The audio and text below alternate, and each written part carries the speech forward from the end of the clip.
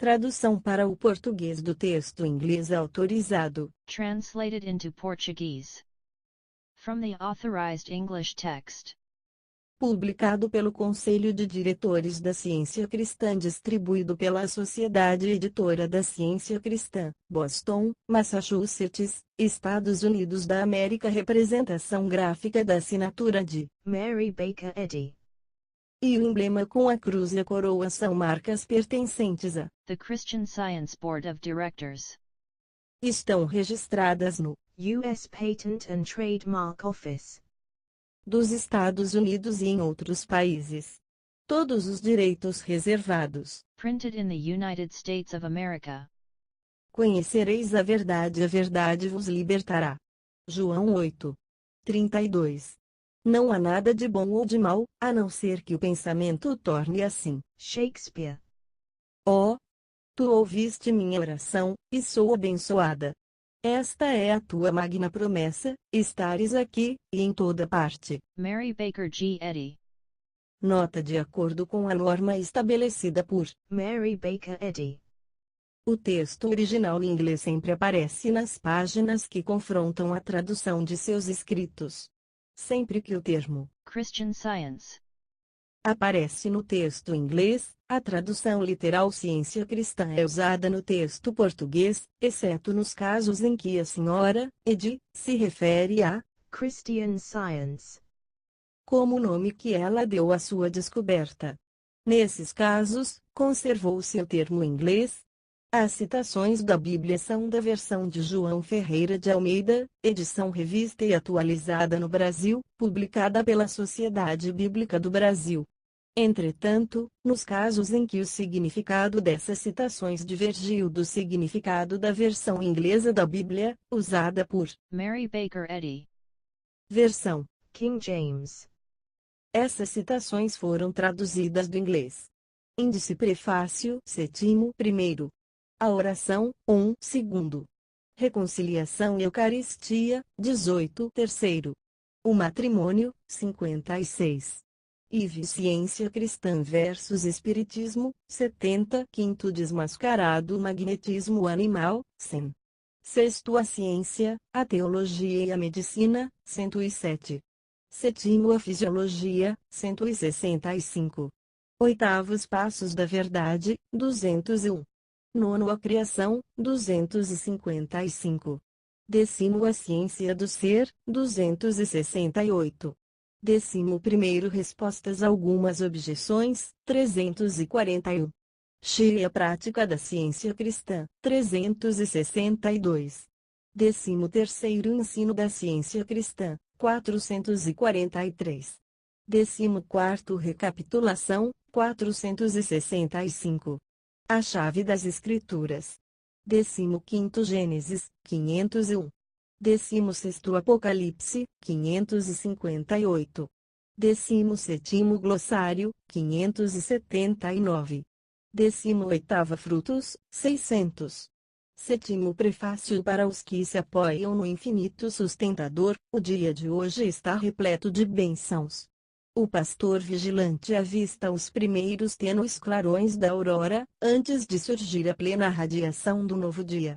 Foi assim que a pálida estrela brilhou aos pastores profetas, e assim atravessou a noite e chegou onde, na obscuridade do berço, estava o menino de Belém, o arauto humano do Cristo, a verdade, que iria esclarecer a compreensão toldada ao caminho da salvação por Cristo Jesus, até que, através da noite do erro, despontasse a aurora e brilhasse a estrela guia do ser.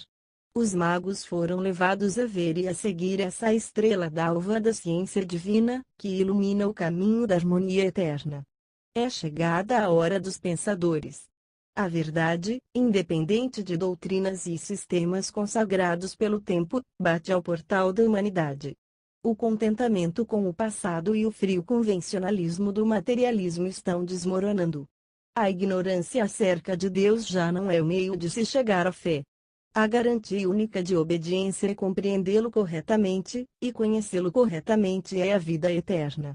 Ainda que caiam impérios, o Senhor reina para sempre. Um livro apresenta pensamentos novos, mas não pode fazer com que sejam rapidamente compreendidos. É tarefa do valoroso pioneiro abater o alto carvalho e talhar o granito bruto. Os tempos vindouros terão de contar o que o pioneiro realizou. Desde que a autora descobriu o poder da verdade para o tratamento da doença, bem como para o do pecado, seu sistema foi testado a fundo, não lhe tendo sido encontrada falha alguma, mas para alcançar as alturas da ciência cristã, o homem tem de viver em obediência ao princípio divino dessa ciência.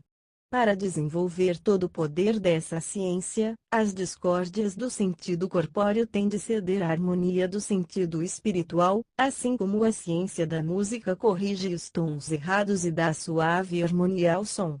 A teologia e a física ensinam que o espírito e a matéria são ambos reais e bons, quando de fato é o espírito que é bom e real, e a matéria é o oposto do espírito.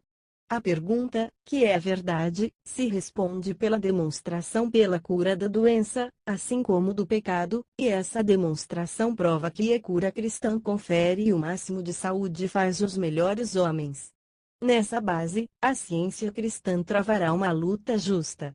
Durante séculos, a doença foi combatida por médicos que utilizavam remédios materiais. Surge, porém, a pergunta: porventura há menos doenças graças a esses médicos?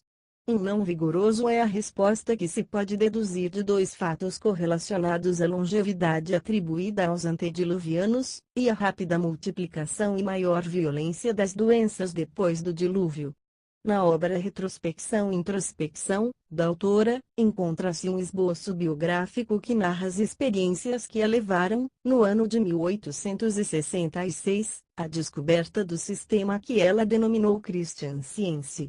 Já em 1862, começara a escrever e dar a amigos os resultados do seu estudo das Escrituras, pois a Bíblia foi sua única professora. Essas composições eram, porém, imaturas, os primeiros passos de uma criança no mundo recém-descoberto do Espírito.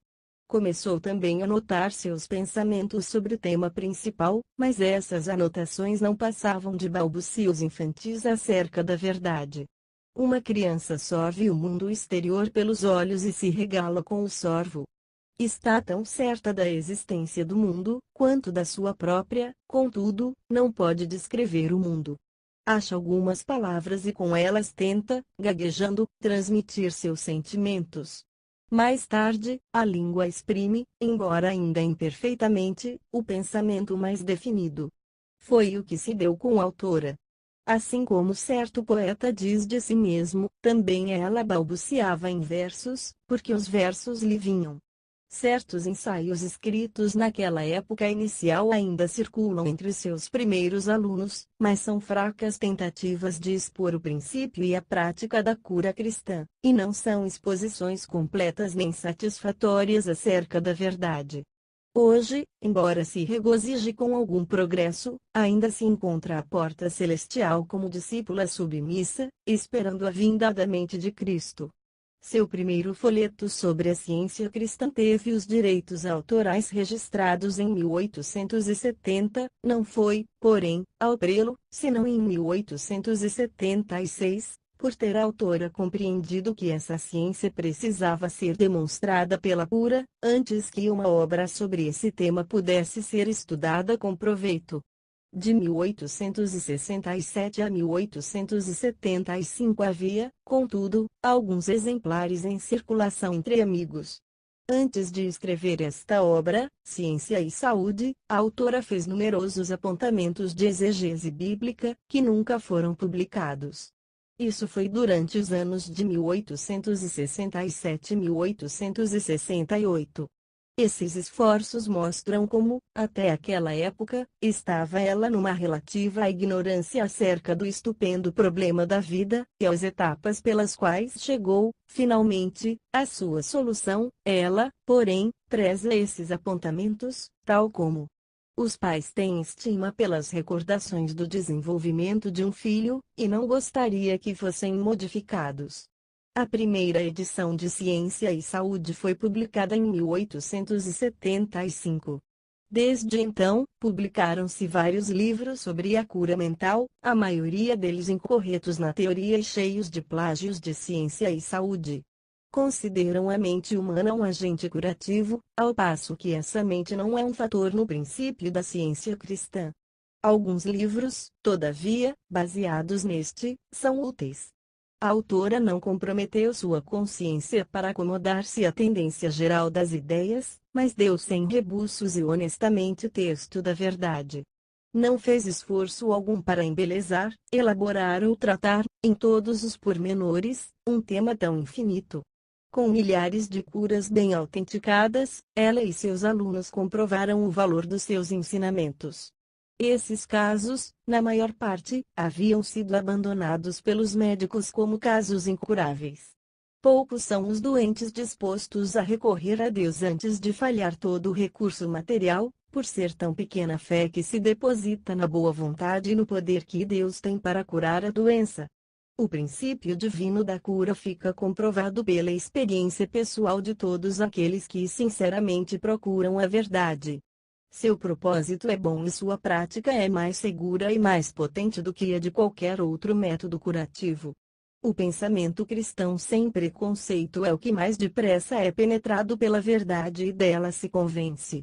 Só lhe combatem o método aqueles que não compreendem o que a autora quer dizer, ou que, discernindo a verdade, não se expõem à luz, pelo receio de que seus atos sejam reprovados. Nenhuma proficiência intelectual é necessária ao que estuda esta ciência, mas é sumamente desejável que sua moral seja sadia. Muitos imaginam que os fenômenos da cura física na ciência cristã apresentam apenas uma fase da ação da mente humana, ação da qual, de algum modo inexplicado, resulta a cura da doença. Ao contrário, a ciência cristã explica de modo racional que todos os outros métodos patológicos são fruto da fé humana na matéria, fé na ação, não do espírito, mas da mente carnal que tem de ceder à ciência. A cura física pela ciência cristã resulta hoje, como no tempo de Jesus, da operação do princípio divino, ante o qual o pecado e a doença perdem sua realidade na consciência humana e desaparecem tão natural e tão necessariamente como as trevas dão lugar à luz, e o pecado cede à reforma. Hoje, como outrora, essas obras poderosas não são sobrenaturais, porém supremamente naturais.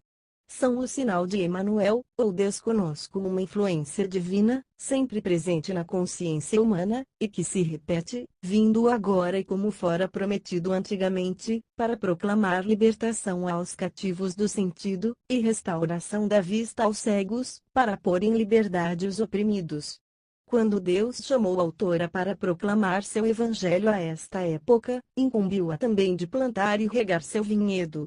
A primeira escola de cura pela mente mediante a ciência cristã foi iniciada pela autora com apenas um aluno, em Lynn, Massachusetts, por volta do ano de 1867. Em 1881, a autora abriu a Faculdade de Metafísica de Massachusetts, em Boston, com autorização do Estado, por ter sido aprovada uma lei relativa a escolas superiores, permitindo-lhe registrar, com finalidades médicas, essa instituição.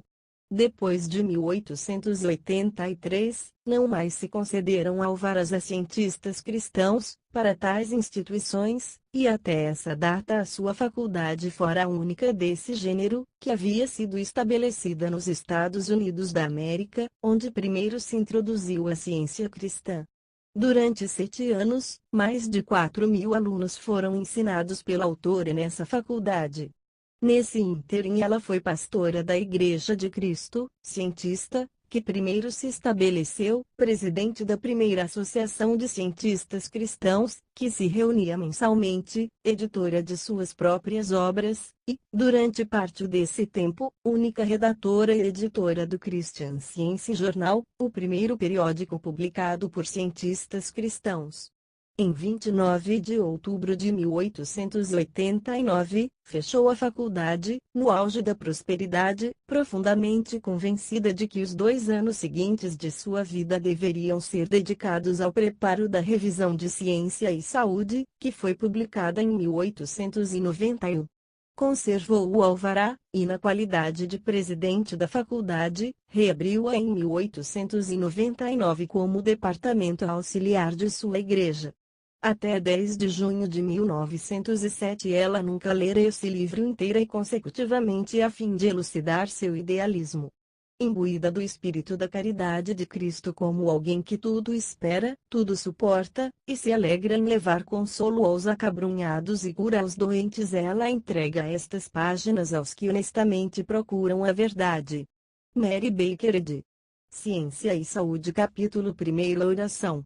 Em verdade vos afirmo que se alguém disser a este monte, ergue-te e lança-te no mar, e não duvidar no seu coração, mas crer que se fará o que diz, assim será com ele.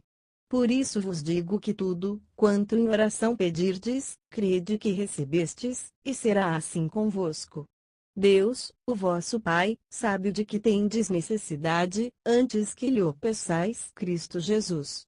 A oração que reforma o pecador e cura o doente é uma fé absoluta em que tudo é possível a Deus, uma compreensão espiritual acerca dele, um amor abnegado. Indiferente ao que outros possam dizer ou pensar a esse respeito, falo por experiência. A oração, a vigilância e o trabalho, combinados com a imolação de si próprio, são os misericordiosos meios divinos pelos quais se realizou tudo, quanto foi feito com êxito para a cristianização e saúde do gênero humano. Pensamentos não proferidos não são desconhecidos para a mente divina. O desejo é oração, e nenhuma perda nos pode advir por confiarmos nossos desejos a Deus, para que sejam modelados e sublimados antes de tomarem forma em palavras e ações. Quais são os motivos para a oração? Oramos para nos tornarmos melhores ou para beneficiar aqueles que nos ouvem, para iluminar o infinito ou para sermos ouvidos pelos homens. Somos beneficiados por orar? Sim, o desejo que parte faminto em busca de justiça, é abençoado por nosso Pai, e não nos volta vazio. Motivos justos. Deus não é movido pelo bafejo louvaminheiro a fazer mais do que já fez, nem pode o infinito fazer menos do que conceder todo bem, porquanto Ele é sabedoria e amor imutáveis. Podemos fazer mais por nós mesmos, mediante petições humildes e fervorosas, mas o todo amoroso não atende a nossas petições se simplesmente lhe tecermos louvaminhas, pois ele já sabe tudo. Divindade imutável. A oração não pode modificar a ciência do ser, mas contribui para pôr-nos em harmonia com essa ciência. A bondade consegue a demonstração da verdade. Um pedido de que Deus nos salve não é tudo o que se requer. O mero hábito de suplicar a mente divina, assim como se suplica a um ser humano, perpetua a crença de que Deus seja humanamente circunscrito, erro que impede o desenvolvimento espiritual. Deus é amor. Podemos pedir-lhe que seja mais? Deus é inteligência. Podemos informar a mente infinita de algo que ainda não compreenda. Esperamos modificar a perfeição? Devemos implorar junto à fonte aberta, da qual jorra mais do que aceitamos, para que nos dê mais. O desejo não proferido aproxima-nos mais do manancial de toda a existência e bem-aventurança. A norma de Deus pedir a Deus que seja Deus, é vã repetição. Deus ontem e hoje é o mesmo, e o será para sempre, e aquele que é imutavelmente justo, fará o que é justo, sem que seja necessário lembrá-lo de seu ofício. A sabedoria do homem não é suficiente para autorizá-lo a dar conselhos a Deus. Quem se colocaria diante de um quadro negro e rogaria ao princípio da matemática que lhe resolvesse o problema? A regra já está estabelecida e a nossa tarefa achar a solução. Devemos pedir ao princípio divino de toda bondade que faça seu próprio trabalho. Seu trabalho está feito e só precisamos utilizar a regra de Deus a fim de receber a sua bênção, a qual nos permite elaborar a nossa própria salvação. A matemática espiritual. O ser divino tem de ser refletido pelo homem, senão o homem não é a imagem e semelhança daquele que é paciente, terno e verdadeiro, aquele totalmente desejável. Compreender Deus, porém, é obra da eternidade e exige consagração absoluta de pensamento, energia e desejo. Como são vazios nossos conceitos da divindade! Admitimos teoricamente que Deus é bom, onipotente, onipresente, infinito, e depois tentamos dar informações a essa mente infinita.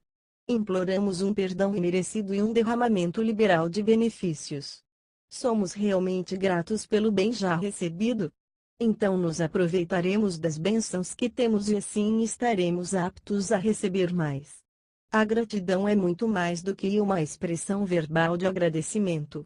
Os atos exprimem mais gratidão do que as palavras.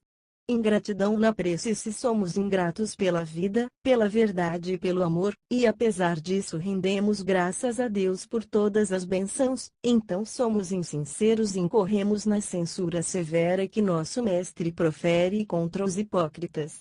Em tal caso, a única oração aceitável é pormos o dedo sobre os lábios e recordar nossas bênçãos. Enquanto o coração estiver longe da verdade e do amor divinos, não poderemos ocultar a ingratidão de uma vida estéril. Aquilo de que mais necessitamos é a oração motivada pelo desejo fervoroso de crescer em graça, oração que se expressa em paciência, humildade, amor e boas obras. Guardar os mandamentos de nosso Mestre e seguir-lhe o exemplo, é nossa verdadeira dívida para com ele, a única prova digna que podemos oferecer de nossa gratidão por tudo quanto ele fez.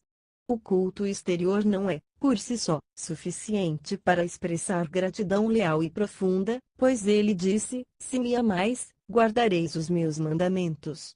Petições eficazes. O esforço habitual para sermos sempre bons é oração incessante.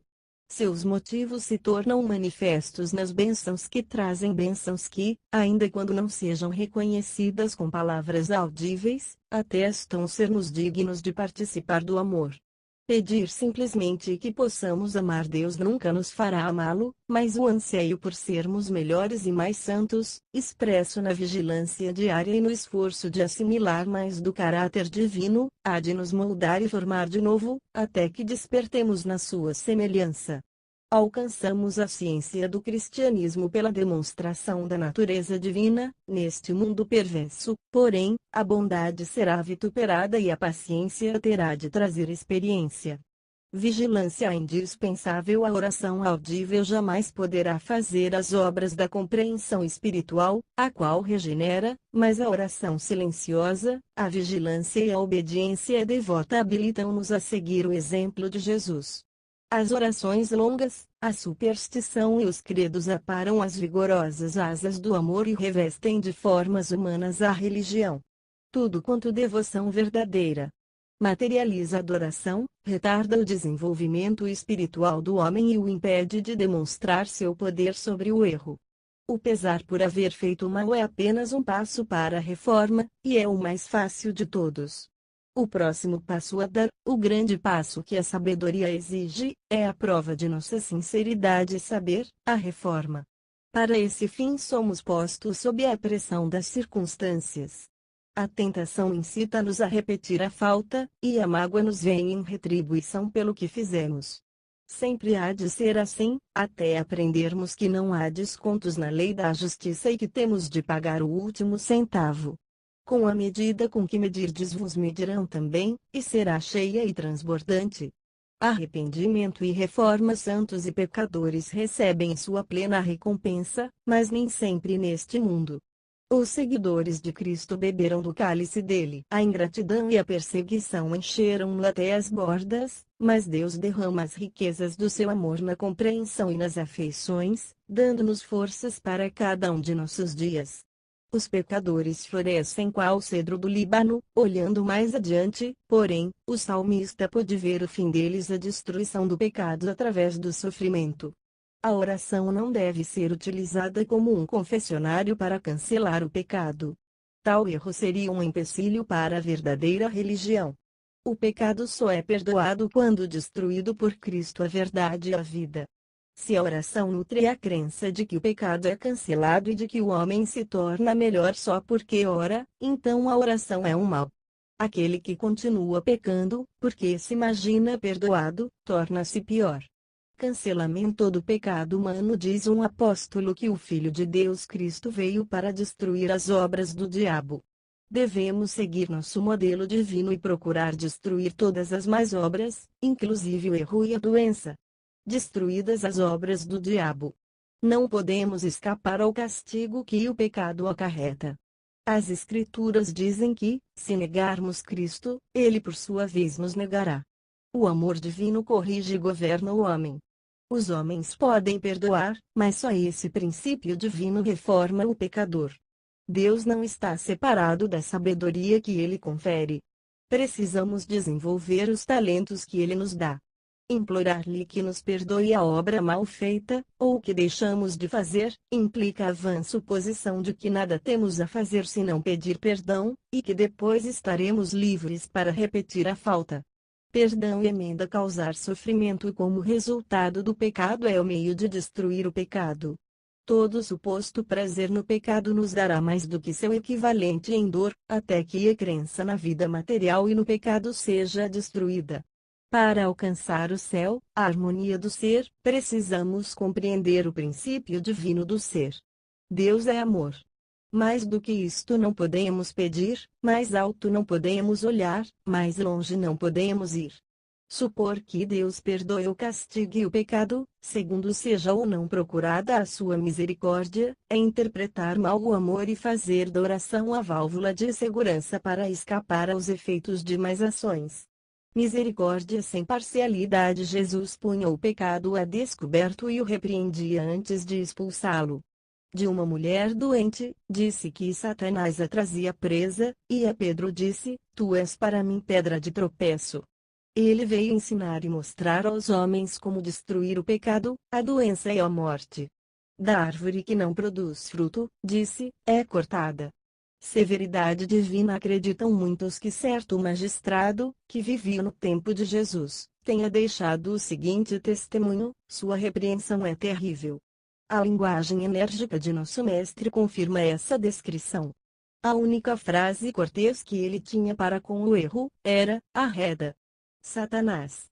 Prova ainda mais forte de que a repreensão de Jesus era incisiva e pungente, encontramos em suas próprias palavras que mostravam a necessidade de tal expressão enérgica, quando expulsava os demônios e curava os doentes e os pecadores. Quando abandonamos o erro, privamos o sentido material de suas falsas pretensões. A oração audível impressiona, dá solenidade e elevação momentâneas ao pensamento. Produz, porém, algum benefício duradouro. Aprofundando-nos nessas coisas, descobrimos que um zelo não com o entendimento dá margem a uma reação desfavorável ao desenvolvimento espiritual, a resolução sóbria e a percepção salutar das exigências de Deus. Os motivos para a oração verbal talvez contenham demasiado amor aos elogios, e isto não pode suscitar ou animar o sentimento cristão. Oração audível é a sensação física, e não a alma, que produz êxtase e emoção materiais. Se o sentido espiritual sempre guiasse os homens, resultariam dos momentos de êxtase uma experiência mais elevada e uma vida melhor, com mais abnegação devota e mais pureza. A ufania de sentimentos fervorosos nunca faz um cristão. Deus não é influenciado pelo homem. O ouvido divino não é um nervo auditivo. É a mente que tudo ouve e tudo sabe, e que sempre conhece todas as necessidades do homem e as satisfaz. Expressões emotivas. O perigo da oração consiste em que pode levar-nos à tentação. Por meio dela podemos tornar-nos hipócritas involuntários, expressando desejos que não são reais, e consolando-nos em meio ao pecado com a lembrança de que já oramos por nossa remissão, ou de que algum dia tencionamos pedir perdão. A hipocrisia é fatal para a religião. O perigo da oração audível. Uma oração verbosa pode proporcionar um sentimento tranquilo de justificação própria, embora faça do pecador um hipócrita. Nunca devemos desesperar de um coração honesto. Há, porém, pouca esperança para aqueles que só de quando em quando enfrentam, face a face, sua maldade e então procuram ocultá-la. Suas orações são índices que não correspondem ao seu caráter. Mantém comunhão secreta com o pecado, de tais aparências exteriores Jesus diz que são semelhantes aos sepulcros caiados, cheios de toda a imundícia. Se um homem, embora aparentemente fervoroso e dado à oração, é impuro e, portanto, insincero, que juízo devemos fazer dele? Se alcançasse a sublimidade de sua oração, não haveria razão para comentário. Se sentimos a aspiração, a humildade, a gratidão e o amor que nossas palavras exprimem, isso Deus aceita, e é prudente não tentarmos enganar a nós mesmos ou a outrem, porque nada há encoberto, que não venha a ser revelado.